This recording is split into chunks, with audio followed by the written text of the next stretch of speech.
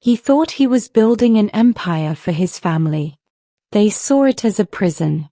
And when they tried to escape, he made sure their freedom came at an unimaginable price. Welcome to Soul Narratives. Chapter 1: Foundations of Sand.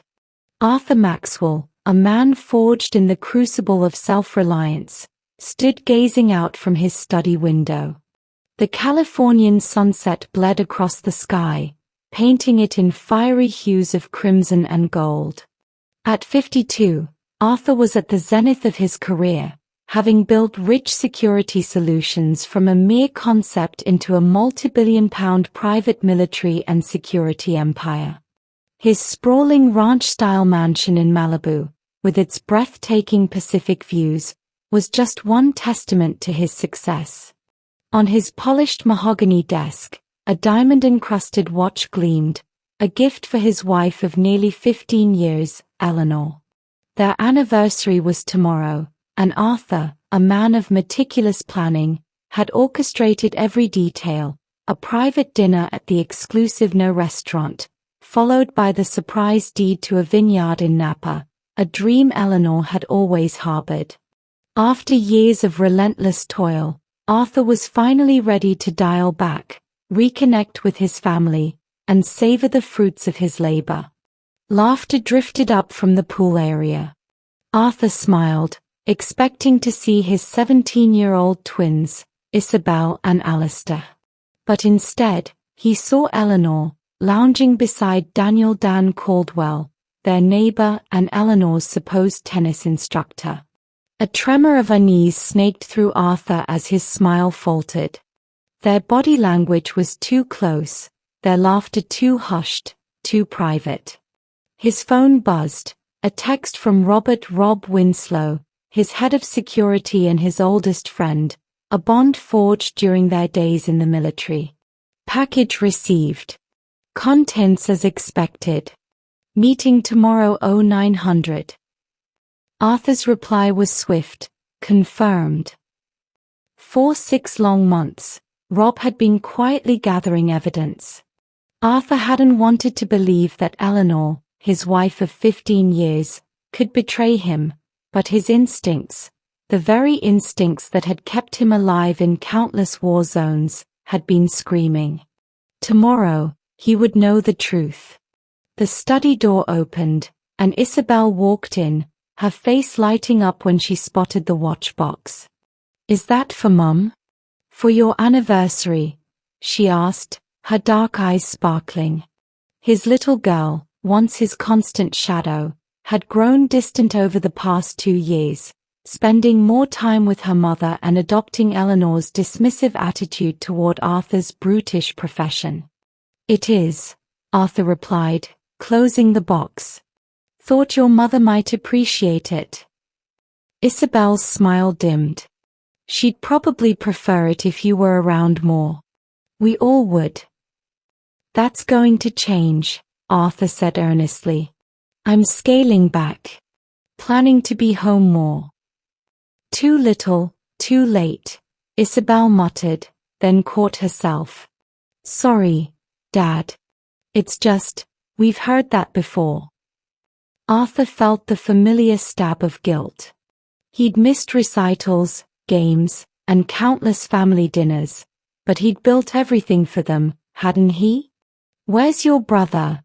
he asked, changing the subject. "With Christopher," she replied. Christopher Reed was Eleanor's cousin, who had moved into their guest house 6 months prior. The children had quickly bonded with the charming, laid-back artist, especially Alistair, who had started calling Christopher Uncle Chris behind Arthur's back. That night, Arthur sat alone at the dinner table he'd specially arranged with candles and Eleanor's favorite flowers. His wife had texted that she was caught up with the charity committee, and the children were studying at friends' houses. As he sipped his bourbon, Arthur opened his laptop to review the files Rob had sent: photos, text messages, bank transfers, hotel receipts. The betrayal was far worse than he'd imagined. Chapter 2: conspiracies and calculations. At precisely 9 a.m., Rob Winslow entered Arthur's office at Rich Security Headquarters in downtown London. The imposing former Royal Marine's face was grim as he dropped a thick folder on the desk. "It's all there, boss.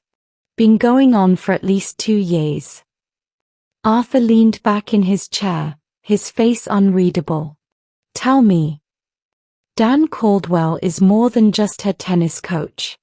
They've been meeting at the Malibu Bay Hotel twice a week. But that's just the surface.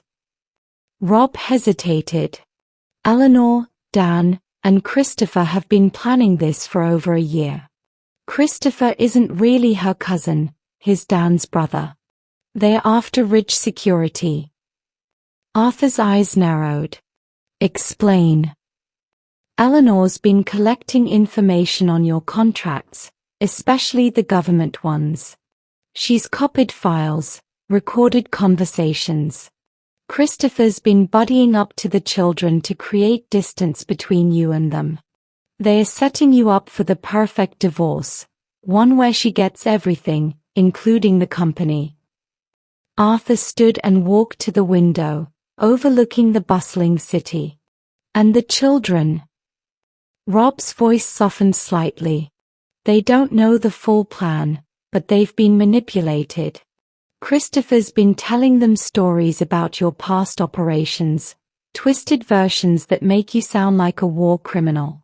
Dan has been playing the hero, stepping in as the good influence they supposedly need. And Eleanor's lawyer, Penelope Porter, specializes in high-profile divorces. Has a reputation for destroying husbands in court. They've already had multiple consultations." Arthur turned, his blue eyes cold as steel. "What about our contingency plan?" Rob nodded. "Operation Trojan is ready. All assets in position. But Arthur, are you sure? Once we start, there's no going back." "They made their choice," Arthur said, his voice deadly calm. "Now I'll make mine." Chapter 3: The Last Supper. The private dining room at No Malibu glittered with candlelight, offering breathtaking ocean views. Arthur had orchestrated everything perfectly: Eleanor's favorite flowers, vintage champagne, and a 7-course tasting menu. He arrived early, dressed in a tailored charcoal suit, and slipped the maitre d' a generous tip to ensure their privacy. "Mr. Maxwell, you've outdone yourself," the maitre d' commented. 15 years of marriage, quite the milestone indeed. "Quite the achievement," Arthur replied, his smile not quite reaching his eyes. At precisely 7 o'clock, Eleanor arrived, radiant in a designer red dress that Arthur recognized as new. His children followed, Isabel stunning in a black cocktail dress, Alistair uncomfortable in his suit. Both teenagers were glued to their phones, barely acknowledging their father. "Arthur," Eleanor greeted, offering her cheek for a kiss. At 45, she was still breathtaking, her blonde hair perfectly styled, her figure maintained by rigorous workouts with personal trainers like Dan. "This is excessive," she said. "Only the best for our anniversary," Arthur replied, pulling out her chair. "I thought we should celebrate properly." Eleanor's smile tightened. "How thoughtful, especially considering how little time you've had for us lately."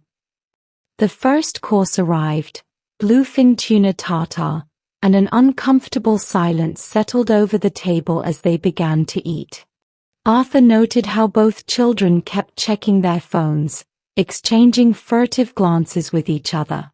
"I was thinking," Arthur said casually, "about taking some time off. Perhaps a family vacation to the Caribbean." Isabel nearly choked on her water. "Seriously? You're never around, and suddenly you want family time." "I've been building security for our future," Arthur replied evenly, "but now I'm ready to enjoy what I've built with my family." Eleanor set down her chopsticks. How convenient. Just as the children are nearly grown. The second and third courses came and went in tense conversation. Arthur watched as Eleanor grew increasingly agitated, checking her watch repeatedly. By the fourth course, her patience had clearly run out. I think it's time, she said, nodding at Alistair, who pulled an envelope from his jacket and slid it across the table. What's this? Arthur asked, although he knew exactly what it contained. Divorce papers, Eleanor said, her voice suddenly cold and businesslike. I've been patient, Arthur. 15 years of your absences, your secrets, your business. I deserve better. The children deserve better. Arthur made a show of opening the envelope and scanning the documents. His face revealed nothing as he read the outrageous demands: full custody of the children, the Malibu house, properties in Aspen and New York, and most significantly, 75% of Rich Security Solutions. I see, he said quietly. And this is what you want. Every penny you've earned is legally mine now, Eleanor declared, her mask of civility dropping completely. I've put up with your warfare business, supported you while you built an empire on other people's misery. Now it's my turn. Arthur turned to his children. And you too? Is this what you want as well? Isabel couldn't meet his eyes, but Alistair jutted his chin defiantly. We're changing our last name to Christopher's. He's going to adopt us once the divorce is final. Christopher Reed isn't even his real name, Arthur said flatly. Eleanor paled slightly. What are you talking about? His name is Christopher Caldwell, Dan's brother. He paused. But then, you knew that, didn't you, Eleanor? For just a moment, Eleanor's composure cracked, but she quickly recovered. It doesn't matter. The point is, they've been more of a family to us than you ever were. You're just a sperm donor to us now, Alistair added cruelly, finally looking Arthur in the eye. Nothing more. Arthur nodded slowly, folding the papers and placing them in his inner jacket pocket. He didn't argue or plead. Instead, he simply stood, placed several 100-pound notes on the table, and looked at each family member in turn. 15 years ago, I made vows to you, Eleanor. I promised to provide, protect, and be faithful. I kept those promises. His voice was quiet, controlled. I built an empire for this family. I gave you everything you ever wanted. And this is how you repay loyalty? With betrayal. He turned to his children. I understand you're angry. I wasn't always present. But everything I did, every contract I took, every risk I faced, was to secure your futures. Remember that in the days to come. Without another word, Arthur walked out of the restaurant into the cool Californian night. Behind him, he could hear Eleanor already on the phone, likely calling Dan or Christopher to celebrate their victory. In his car, Arthur made a single call. It's done, he told Rob. They made their move exactly as predicted. Activate Operation Trojan. Roger that, Rob replied. And Arthur, I'm sorry it came to this. I'm not, Arthur said, his voice hardening as he drove away from his old life. They chose their side. Now they'll live with the consequences. For the next week, Arthur vanished completely. No calls, no messages, no trace. Meanwhile, Eleanor and her conspirators celebrated, believing they had won everything. They had no idea what was coming. Chapter 4: Ghosts and Shadows. While Eleanor and her new family celebrated their apparent victory, Arthur disappeared into a world few knew existed. To those who had wronged him, He was gone, perhaps broken by betrayal, perhaps fleeing in shame. But in reality, Arthur had merely stepped into the shadows, a realm he knew intimately from his years building rich security. 3 days after the disastrous anniversary dinner, Arthur sat in a nondescript warehouse on the outskirts of London. Around him, computer screens displayed surveillance feeds of his former home, his company headquarters, and the luxury condo where Dan and Christopher Caldwell lived. Another monitor tracked his children's mobile phones and social media accounts. "They've moved fast," Rob reported, sliding a tablet across the table. "Eleanor's already filed emergency motions for temporary control of Rich Securities' domestic operations." Arthur scrolled through the legal documents. "Let her have it for now." Rob raised an eyebrow. "You're giving up the company." "No," Arthur replied calmly. "I'm giving them exactly what they want so they'll lower their guard. The domestic operations are just the visible tip of the iceberg.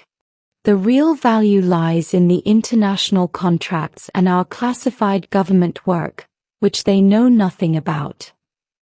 On another screen, Arthur watched as Christopher helped Isabel load boxes into his Porsche. She was moving out of the family home and into the Caldwell brothers' condo. His son had already relocated 2 days earlier. "They've completely turned the kids against you," Rob observed, disgusted. "Using them as pawns." Arthur's jaw tightened. "They made their choice. But choices have consequences." Chapter 5: The Architect of Ruin. On day 6 after the anniversary dinner, Eleanor Maxwell woke to the news that she was officially the interim CEO of Rich Security Solutions.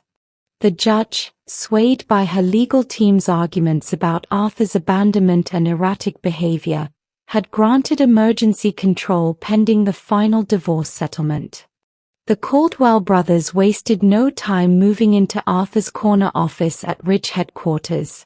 By noon, they were already meeting with the executive team, outlining their vision for the company's new direction. What they didn't know was that every word was being recorded, every email monitored, every phone call tracked. In a secure facility 30 miles away, Arthur watched the takeover unfold on multiple screens. Beside him, a team of elite Ridge operatives, men and women who owed their lives and livelihoods to Arthur, prepared for the final phase of Operation Trojan. "Status report," Arthur ordered. Ethan Cross, Ridge's head of cybersecurity, stepped forward. "They've accessed the mainframe as expected, sir. They are currently exploring the contract directories, focusing on government partnerships. And the false trail. In place and highly convincing. They've already downloaded the fake DoD contract files. The tracking software is embedded and active." Arthur nodded approvingly. Diego, the former MI6 operative, checked his tablet. "Federal contacts are briefed and standing by. Packets ready for delivery to all relevant agencies. Just awaiting your final go-ahead." Rob approached with a satellite phone. "We've confirmed the mansion's security systems have been compromised as planned. They've fired most of your loyal staff and replaced them with Caldwell people. And my children." Rob's expression softened slightly. "Still at the mansion. Isabel is planning to enroll at UCL for the autumn semester, art program, not business. Alistair's talking about changing his name legally next week." For just a moment, pain flickered across Arthur's face, but it quickly hardened into resolve. "Tomorrow is the 7th day," he said quietly. "Biblical, isn't it? 6 days of their creation, 1 day of reckoning." Chapter 6: 0 Hour. At precisely 8 a.m. on the 7th day after the anniversary dinner, Operation Trojan activated. Eleanor Maxwell was enjoying breakfast on the terrace of the Malibu mansion when her phone pinged with a news alert. Her coffee cup froze halfway to her lips as she read the headline, "Rich Security in Crisis. Mass Resignation of Key Executives as Stock Plummets." Before she could process this, her phone rang. Dan Caldwell, panic evident in his voice. "Turn on BBC News now," he shouted without preamble. Eleanor rushed to the living room and switched on the television. A somber-faced financial reporter stood outside Rich Security headquarters.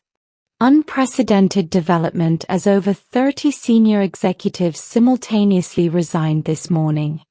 Sources report that classified government contracts valued at over £3 billion have been withdrawn. Rich Security stock has been halted after dropping 60% in pre-market trading. "What the hell is happening?" Eleanor whispered as Isabel and Alistair stumbled into the room, drawn by the commotion. Her phone buzzed constantly, texts from friends, calls from her lawyer, emails from bank representatives. She ignored them all, transfixed by the unfolding disaster on screen. At Rich headquarters, chaos reigned. Dan and Christopher Caldwell found themselves locked out of the executive floor. Security personnel they didn't recognize informed them that their credentials had been revoked. "This is ridiculous. I'm the CEO's partner," Dan shouted. The security officer remained impassive. "Sir, we have no record of your employment or authorization." In the lobby, federal agents from multiple agencies, the National Crime Agency, Serious Fraud Office, Defense Criminal Investigative Service, streamed through the doors, presenting warrants and beginning to secure computer systems and files. Christopher managed to get through to Eleanor. "It's Arthur," he said breathlessly. "It has to be. Somehow he's pulled the rug out from under us." "That's impossible," Eleanor insisted. "I have legal control of the company. The judge signed the orders." "Tell that to the feds who just seized my laptop." Across the city, similar scenes unfolded at the Caldwell brothers' condo, Penelope Porter's law offices, and the homes of several co-conspirators who had helped orchestrate the takeover. At the mansion, the doorbell rang. Eleanor opened it to find a courier holding a thick manila envelope. "Delivery for Eleanor Maxwell," he stated, handing her the package. "Signature required." With trembling hands, Eleanor signed and took the envelope. Inside, the return address showed only Maxwell Enterprises, a company she'd never heard of. Inside the mansion's home office, she tore open the envelope. A letter in Arthur's handwriting sat atop a stack of documents. "Eleanor, by now, you've realized that your celebration was premature. What you're experiencing isn't a setback, it's annihilation. Rich Security Solutions, the company you thought you seized, was merely the visible portion of my business empire. The real assets, the international contracts, the classified operations, the intellectual property, were transferred to Maxwell Enterprises years ago as a contingency against exactly this type of betrayal. The company you now control is an empty shell, burdened with substantial debt and pending litigation. The stock you thought would make you wealthy is now worthless. As for our personal assets, I've enclosed documentation proving your conspiracy with the Caldwell brothers, evidence that nullifies our prenuptial agreement's generous provisions and triggers the infidelity clause. The offshore accounts you've been secretly funding have been frozen pending criminal investigation. You wanted a war, Eleanor. Now you have one. Arthur." Eleanor frantically paged through the documents, financial records, surveillance photos, transcripts of conversations she thought private, everything meticulously documented, damning beyond question. Her phone rang again, this time her bank. With growing horror, she learned that all accounts were frozen pending investigation of financial fraud. Her credit cards had been cancelled. The mortgage on the mansion, which she thought paid off, had been transferred to a new entity that was now demanding immediate payment. In his bedroom, Alistair received his own envelope. Inside was a shorter note.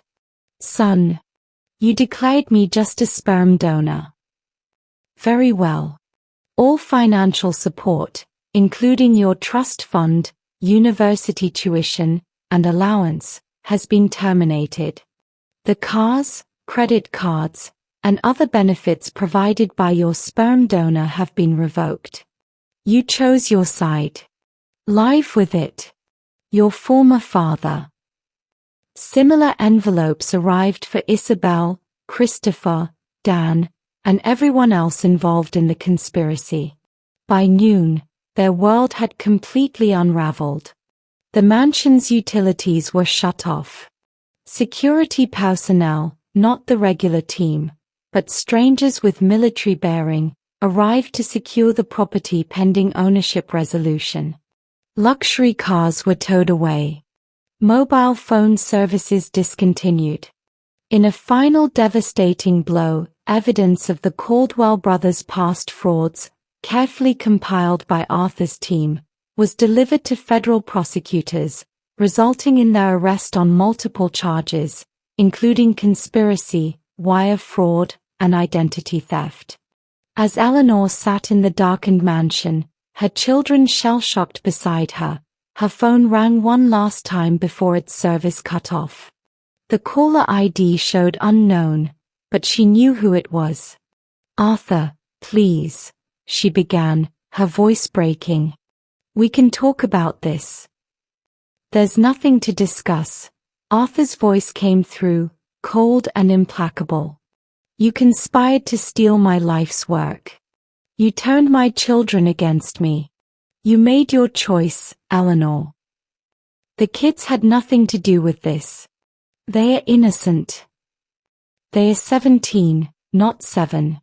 They chose to reject their father and embrace criminals instead. Actions have consequences. What do you want? Eleanor whispered, tears streaming down her face. Money? The house? What will it take to end this? You still don't understand, Arthur replied quietly. This isn't a negotiation. This is justice. The line went dead. As darkness fell on the 7th day, Eleanor and her children huddled in the mansion, all their plans in ruins, their futures uncertain. And Arthur? He watched from afar, his revenge just beginning. Chapter 7, Fallen Kingdoms. 1 week after Operation Trojan activated, the harsh reality of their new circumstances had fully descended upon Eleanor and the children. The mansion, once a showcase of luxury and privilege, had become a prison. With utilities disconnected and access to funds blocked, they survived on dwindling supplies and the charity of the few friends who hadn't abandoned them when the scandal broke. Eleanor sat at the kitchen table, illuminated by battery-powered lanterns, reviewing the mounting legal crisis. The divorce proceedings had taken a vicious turn. Arthur's legal team had presented evidence not only of her infidelity but of criminal conspiracy. The judge, previously sympathetic to her claims, now regarded her with obvious contempt. Rich Security Solutions, or what remained of it, had filed for bankruptcy protection. The Golden Goose government contracts had vanished, transferred months earlier to Maxwell Enterprises, a separate company Arthur had established as a contingency. The domestic security business, which Eleanor now technically controlled, was weighed down by massive debt and pending lawsuits from clients and partners. Dan and Christopher Caldwell remained in federal custody, denied bail due to flight risk. Their extensive criminal history, meticulously documented by Arthur's team, included similar schemes targeting wealthy individuals across 3 states. The brothers faced decades in prison if convicted on all charges. In the living room, Isabel and Alistair sat in numb silence. Their phones were dead, their social media accounts suspended, their friends suddenly unreachable. The reality of their father's rage and their role in provoking it was finally sinking in. How could he do this to us? Isabel whispered, hugging her knees to her chest. We're his children. Alistair stared at the blank television screen. We told him we weren't.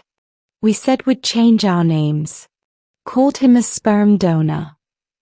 His voice was hollow. Guess he took us at our word. The doorbell rang, a rare occurrence now that the property had been marked with legal notices. Eleanor rushed to answer, hoping for some reprieve. Instead, she found Richard Whiteley, once her most ardent supporter among Arthur's business associates. Richard, thank God, she began. We need. Save it, Eleanor, Richard interrupted coldly. I'm not here as a friend. The board has authorized me to present a settlement offer. He handed her an envelope. Arthur is willing to release some funds, enough for you and the kids to relocate to a modest apartment. In exchange, you sign over all remaining claims to rich properties and assets. That's extortion. Eleanor exclaimed. Richard's face hardened. No, it's mercy. Which is more than you deserve. Arthur built that company from nothing, gave jobs to thousands, created security infrastructure that protects millions. And you tried to steal it all because you were bored with your privileged life. It wasn't like that, Eleanor protested weakly. Save your performances for someone who will believe them, Richard replied. The offer expires in 48 hours. After that, Arthur will proceed with criminal charges. Chapter 8. The Envelope. 10 days after the anniversary dinner, a black SUV pulled up to the mansion's gate. 2 men in suits emerged, carrying a distinctive envelope, larger than the previous ones, sealed with red wax stamped with the rich security logo. The security personnel stationed at the property allowed them through. One of the men pressed the doorbell while the other surveyed the once immaculate grounds, now showing signs of neglect. Alistair answered, his expression wary. Yes. Delivery for Eleanor Maxwell and family, the first man stated formally. Direct from Mr. Maxwell. Signature required. Alistair hesitated, then called for his mother. Eleanor appeared, looking exhausted and years older than she had just 2 weeks prior. Another message from Arthur? She asked, her voice resigned. Yes, This one requires immediate attention. Eleanor signed for the envelope and took it inside. The family gathered in the kitchen, staring at the ominous package. Should we open it? Isabel asked nervously. Last time. We don't have a choice, Eleanor replied, breaking the seal. Inside was a single document, a comprehensive settlement agreement and a handwritten note from Arthur. Eleanor, Isabel, and Alistair. This is my final communication to you.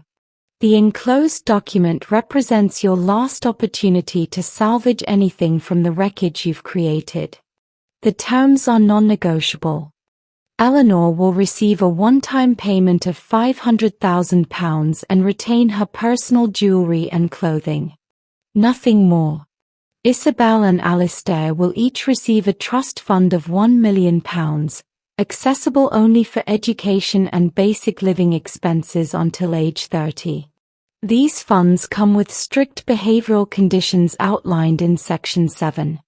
All of you will legally change your surnames. You've made it clear you no longer wish to be Maxwells. and I no longer wish you to bear my name. You will vacate the mansion within 48 hours. A furnished apartment in Santa Monica has been arranged for 6 months. After that, you're on your own. You will sign comprehensive non-disclosure agreements. Any public discussion of our marriage, divorce, or rich security will result in immediate termination of all financial support.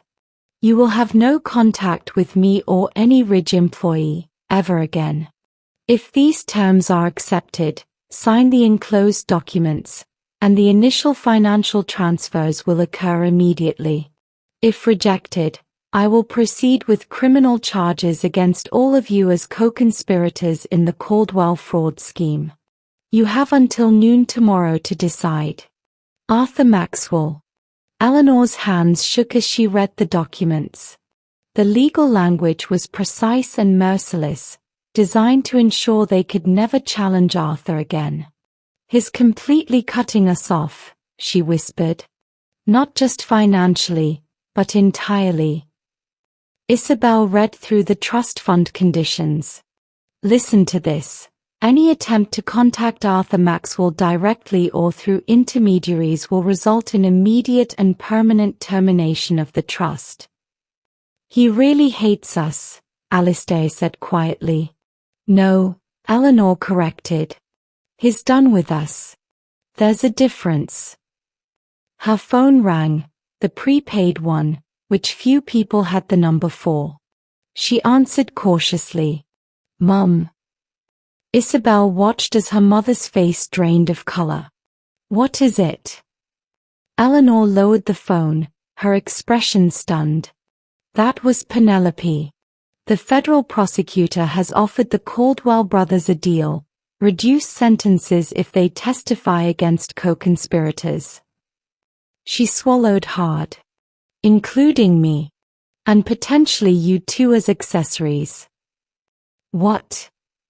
Alistair exclaimed. We didn't do anything illegal.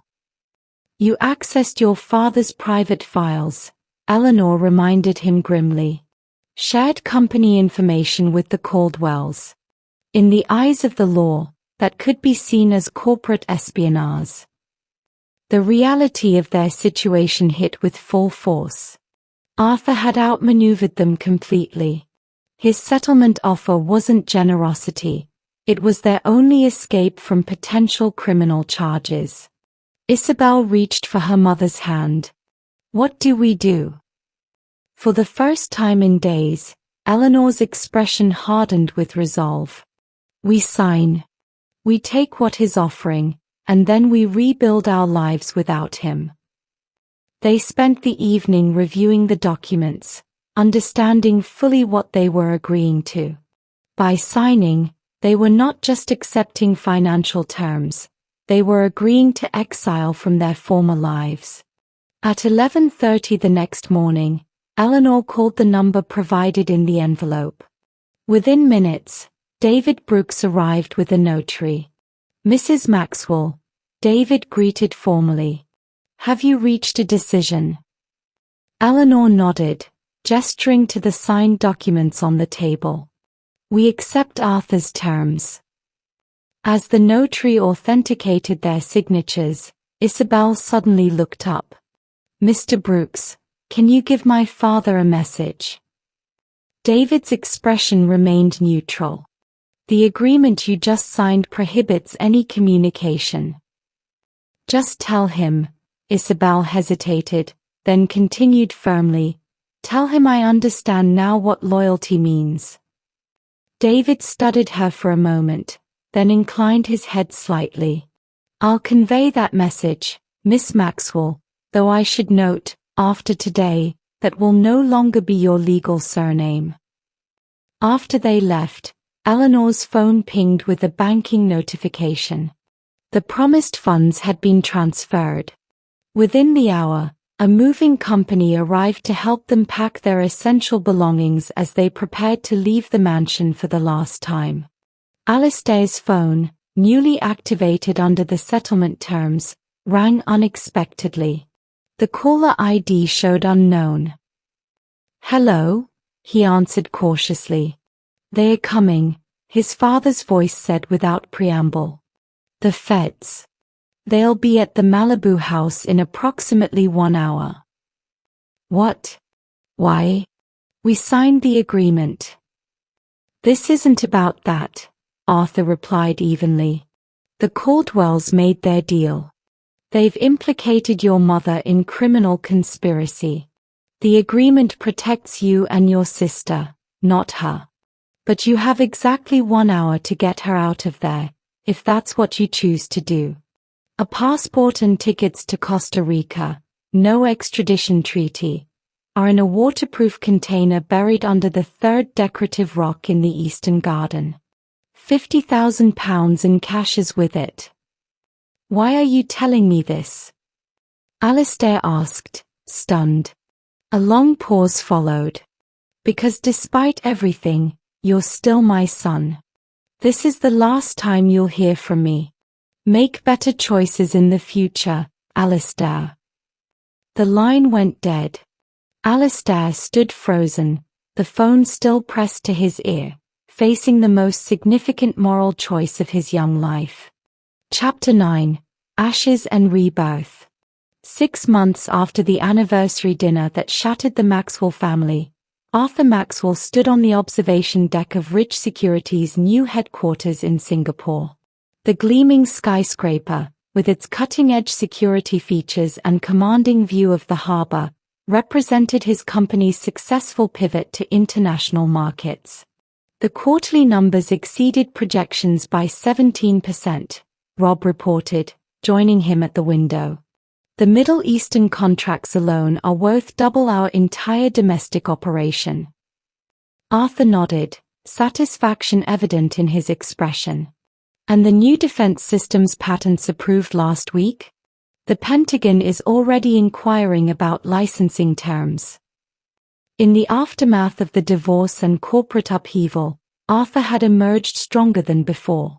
Rich Security had shed its vulnerable domestic components and focused on its core strengths: high-level government contracts, proprietary security technology, and elite protection services.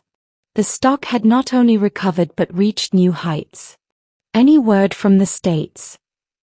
Arthur asked, his tone carefully neutral. Rob hesitated before answering. Eleanor took the escape route you provided. Currently living under an assumed name in a coastal town in Costa Rica. Arthur raised an eyebrow. The kids didn't go with her. Oh, Alistair told her about the escape plan, but also called the U.S. Attorney's Office. Turned himself in as a witness. His testimony, combined with the evidence we provided, has strengthened the case against the Caldwells. And Isabel? Enrolled at UCL as planned. Art major. She's using her mother's maiden name now, living modestly on the trust fund stipend. Arthur turned from the window, his expression unreadable. And they haven't attempted contact? Not directly, Rob replied, though Isabel leaves flowers at your father's grave every month. She knows you visit when you're in the country. A flicker of emotion crossed Arthur's face, quickly suppressed. The past is the past, Rob. We've all made our choices. 3 years later, on a rainy autumn day in London, Arthur walked through the quiet cemetery where his father was buried. As expected, fresh flowers adorned the grave, Isabel's monthly tribute. What he didn't expect was to find her there, kneeling beside the headstone. She looked up, startled by his approach. At 21, Isabel had matured, her face thinner, her expression more serious than the carefree girl she'd once been. "Dad," she said simply, rising to her feet. Arthur stopped a few paces away. "Isabel. You look well." An awkward silence fell between them, 3 years of separation creating a chasm wider than the physical distance. "I didn't expect to see you," Isabel finally said. "You usually come on Sundays." Change of schedule. International flight. Isabel nodded, studying his face. "You look different," Harder. Things change, Arthur replied evenly. People change, yes, she agreed quietly. They do. Another silence, broken only by the patter of rain on nearby trees. Alistair's at Stanford now, Isabel offered. Business program. Full scholarship. Arthur's expression remained neutral. Good for him. He talks about you sometimes. About the lessons he learned. And what lessons were those? Arthur asked, genuine curiosity in his voice. Isabel met his gaze directly. That loyalty isn't negotiable. That betrayal has consequences. That a man's word is his bond. Arthur recognized his father's sayings, principles he tried to instill in his children. Better late than never, I suppose, he said dryly. Isabel took a deep breath. I know we can never go back. I know what we did was unforgivable. But I wanted you to know that we understand now. What it cost you to build what you built. What we threw away. Arthur studied his daughter, searching for signs of manipulation or deceit. He found none, only the sincere regret of a young woman who had learned harsh truths about consequences.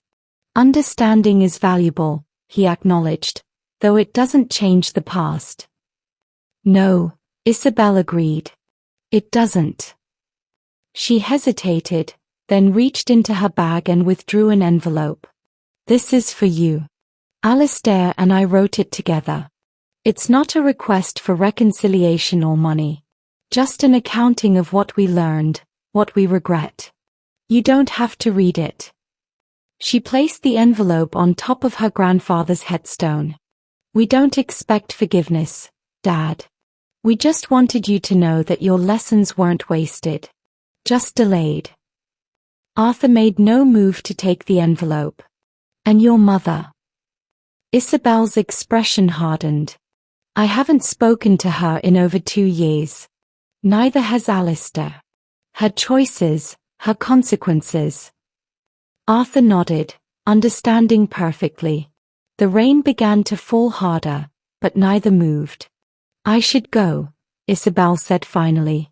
My flight leaves in a few hours. Where to? Singapore, actually. Art therapy internship.